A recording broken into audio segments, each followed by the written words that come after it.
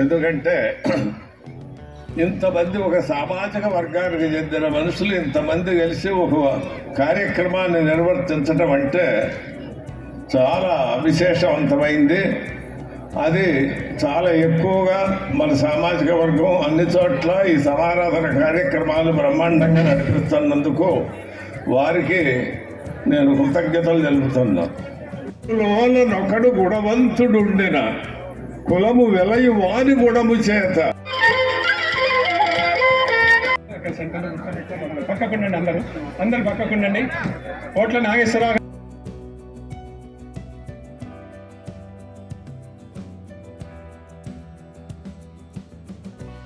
వేదిక మీద ఆహ్వానిస్తున్నామండి. దయచేసి పారిపల్లి సుధాకర్ గారిని, పారిపల్లి సురేష్ గారిని వేదిక మీదకి గారు కనుక వచ్చినట్లయితే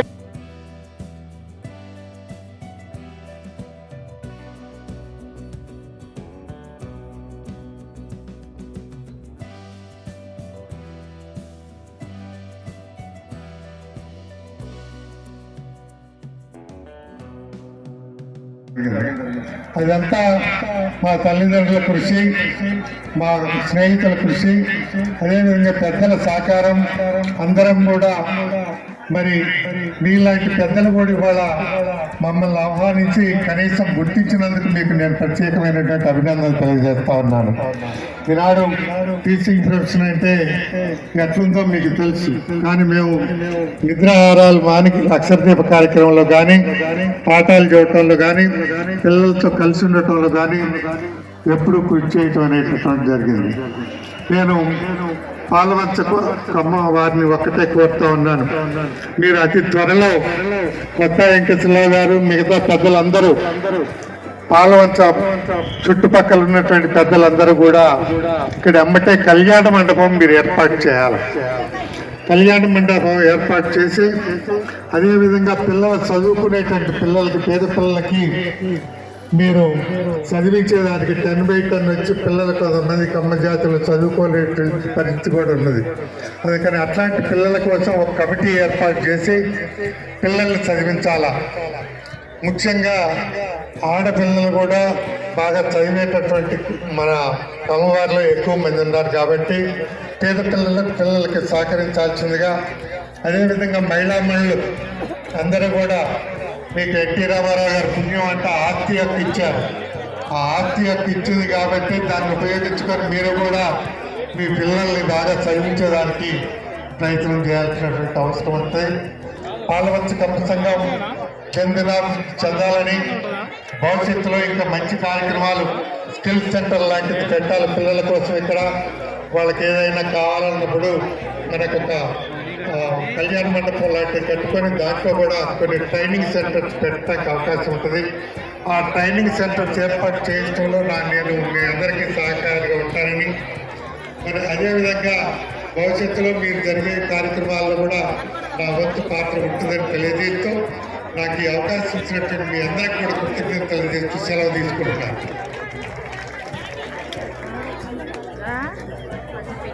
ఒక సామాన్య కుటుంబంలో జన్మించి ఉపాధ్యాయ వృత్తిని చేపట్టి అత్యంత గౌరవనీయమైన వృత్తిలో ఉండి ఒక కమ్మవారిగా మొట్టమొదట వారు చెప్పింది చాలా ఆశ్చర్యంగా ఉంది. రాష్ట్రపతి అవార్డు గ్రహీత అనేటప్పటికీ తర్వాత మనకిచ్చిన సందేశంలో చాలా క్లుప్తంగా పాల్వంచ కమ్మ సంఘం ముందు ఒక దశాబ్దం వరకు ఏం చేయాలో వారు ప్లానింగ్ ఇచ్చారు.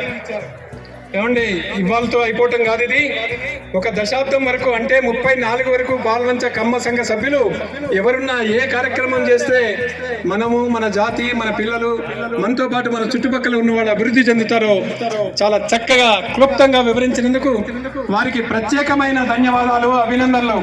గట్టిగా మరొకసారి వారిచ్చిన సందేశాన్ని ఆకలింపు చేసుకున్నందుకు మరొకసారి ధన్యవాదాలు తెలియపరచాల్సిందిగా కోరుతున్నాం.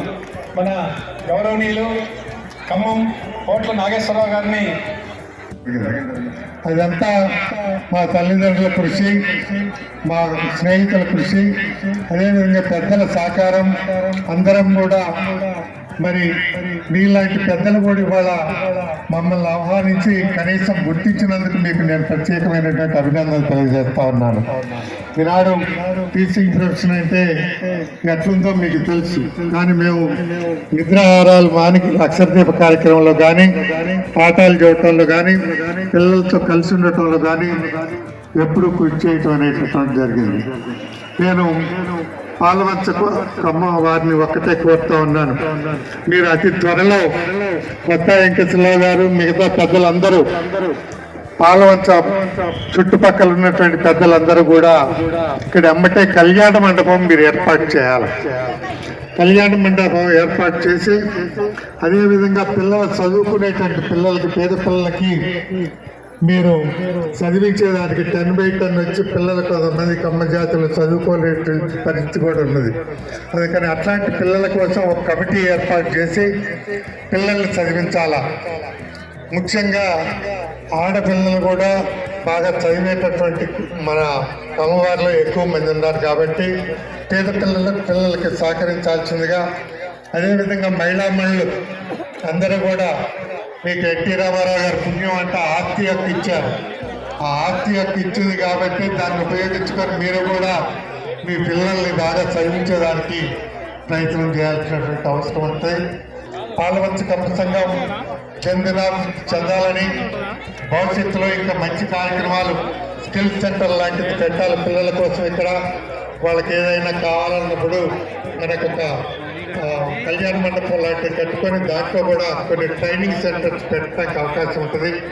ఆ ట్రైనింగ్ సెంటర్స్ ఏర్పాటు చేయడంలో నేను మీ అందరికీ సహకారంగా ఉంటానని, మరి అదేవిధంగా భవిష్యత్తులో మీరు జరిగే కార్యక్రమాల్లో కూడా నా వంతు పాత్ర ఉంటుందని తెలియజేస్తూ, నాకు ఈ అవకాశం ఇచ్చినట్టు మీ అందరికీ కూడా కృతజ్ఞతలు తెలియజేస్తూ సెలవు తీసుకుంటున్నాను.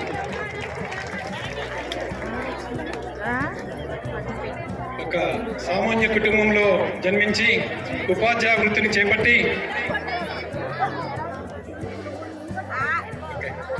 అత్యంత గౌరవనీయమైన వృత్తిలో ఉండి ఒక కమ్మవారిగా మొట్టమొదట వారు చెప్పింది చాలా ఆశ్చర్యంగా ఉంది.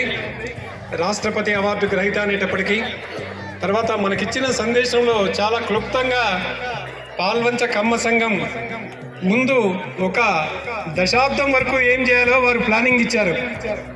ఏమండి, ఇవాళతో అయిపోవటం కాదు, ఇది ఒక దశాబ్దం వరకు, అంటే 34 వరకు పాల్వంచ కమ్మ సంఘ సభ్యులు ఎవరున్నా ఏ కార్యక్రమం చేస్తే మనము, మన జాతి, మన పిల్లలు, మనతో పాటు మన చుట్టుపక్కల ఉన్న వాళ్ళు అభివృద్ధి చెందుతారో చాలా చక్కగా క్లుప్తంగా వివరించినందుకు వారికి ప్రత్యేకమైన ధన్యవాదాలు, అభినందనలు. గట్టిగా మరొకసారి వారిచ్చిన సందేశాన్ని ఆకలింపు చేసుకున్నందుకు మరొకసారి ధన్యవాదాలు తెలియపరచాల్సిందిగా కోరుతున్నాం. మన గౌరవనీయులు ఖమ్మం కోట్ల నాగేశ్వరరావు గారిని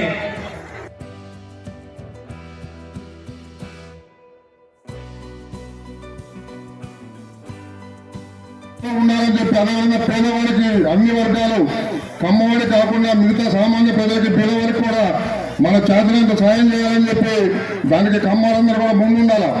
మరి మనకేంటంటే గొప్పతనం, మనం చూస్తారా కమ్మోడరా అంటాడు. ఇది 4వసారి జరుపుతున్నారు. సంవత్సరాలు కొత్తగూడెంలో జడ్జిగా ఉండే అవకాశం కలిగింది. అలానే ఇప్పుడు కూడా కోరుతున్నామండి, అక్కడ నిర్వాహకులు ఉన్నారు రెడీగా.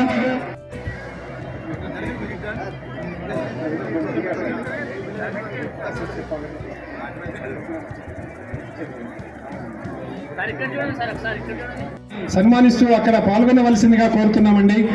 చౌదరి గారు ఒక్క నిమిషం వారికి సహకరించండి సార్. ఉపాధ్యాయ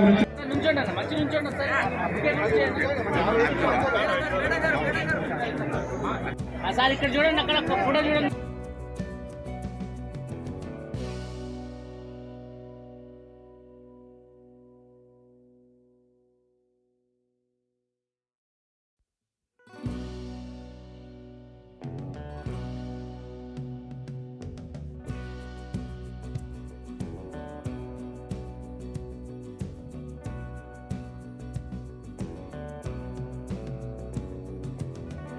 అందరినీ కూడా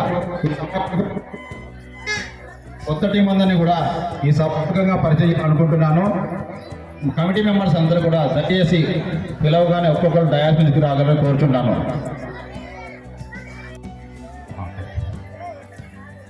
ఈ సందర్భంగా ఈ సమావేశానికి మన కార్యక్రమాన్ని వీక్షించడానికి వచ్చిన మన జర్నలిస్ట్ మిత్రులందరూ కూడా నమస్కారాలు తెలియజేసుకుంటున్న సభాముఖం నుంచి ఈ యొక్క కమిటీ 1 by 1 చదువుతున్నాను.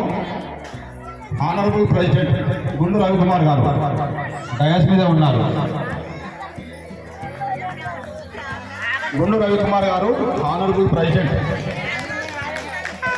చీఫ్ అడ్వైజర్స్ మన సంఘానికి ఇద్దరు ఉన్నారు. ఎర్రగుంట సాంబశివరావు గారు,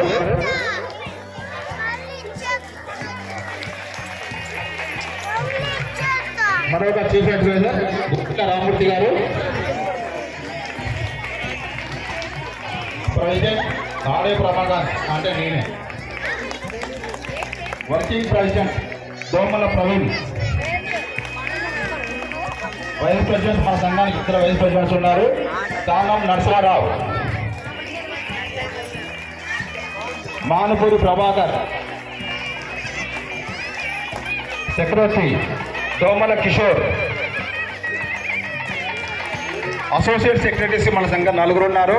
గంజి రామ్మోహన్ రావు, ఎక్కడున్నా కానీ కమిటీ మెంబర్స్ అందుబాటులో ఉండాలని గంజి రామ్మోహన్ రావు,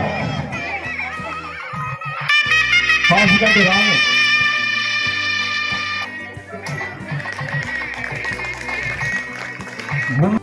జాయింట్ సెక్రటరీస్ కూడా మన సంఘం 4 ఉన్నారండి. సొంత సతీష్ నేత సెక్రటరీస్ 2 ఉన్నారండి. వచ్చిండు మన ఏరియా మెంబర్స్ కూడా ఒక 3.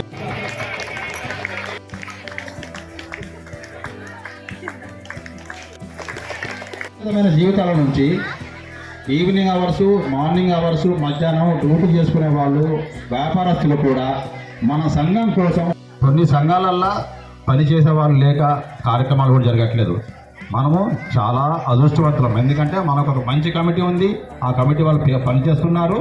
ఆ కమిటీ వాళ్ళు ఆహ్వానం మన్నించి చాలా సుమారుగా ఇవాళ ఒక 1500 నుంచి 2000 మంది సభ్యులు ఈరోజు ఇక్కడ వచ్చారంటే మా అందరి ఆహ్వానాన్ని, కమిటీ మెంబర్స్ ఆహ్వానాన్ని మన్నించి వచ్చినందుకు కూడా అందరికీ ధన్యవాదాలు.